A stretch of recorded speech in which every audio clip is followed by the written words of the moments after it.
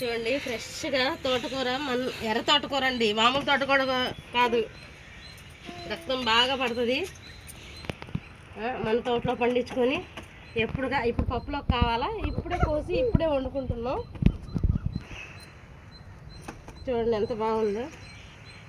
వర్షానికి ఇంకా బాగా వచ్చిందండి. ఇలా తీసి ఇలా వండుకునే అదృష్టం ఎవరికి వస్తుందండి? మిద్దె తోటలు పెంచుకున్న వాళ్ళకి మాత్రమే వస్తుంది. చూడండి ఎంత బాగుంది. వీడియో తీస్తూ మా కోడలు వాళ్ళు నవ్వుతున్నారండి, అందుకే నాకు నవ్వు వచ్చింది.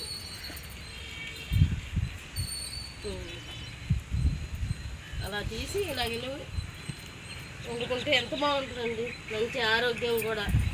ఈ వర్షాకాలం బయట ఆకుకూరలు తినకూడదు అంటారండి, ఎందుకంటే ఏదో పురుగులు అవి ఎక్కుతాయని.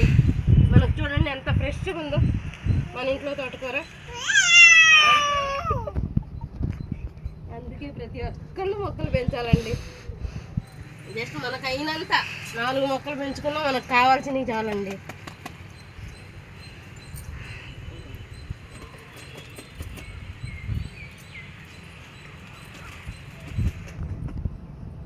మనకు మార్కెట్లో దొరకదండి ఎర్ర తోటకూర. మన విత్తనాలు తెచ్చుకొని చేసుకుంటేనే బాగా వస్తుంది. ఈ కాడలతో సహా ఇందులో చాలా విటమిన్స్ ఉంటాయంట. ఈ కాడలు కూడానండి, ఈ కాడలతో సహా మనం వండుకోవాలా.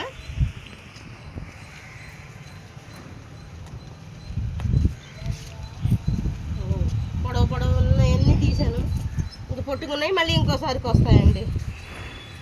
మా మనవరాలకు కూడా ఫ్రెష్గా చేసి పెట్టవచ్చు. చిన్నపిల్లలు కూడా బాగా తినొచ్చండి. అరుగుదలకు చాలా మంచిది.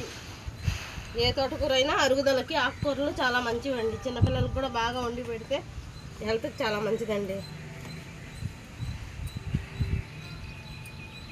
2 minutes వచ్చిందమ్మీ, చాలు కదా. బాయ్ అండి.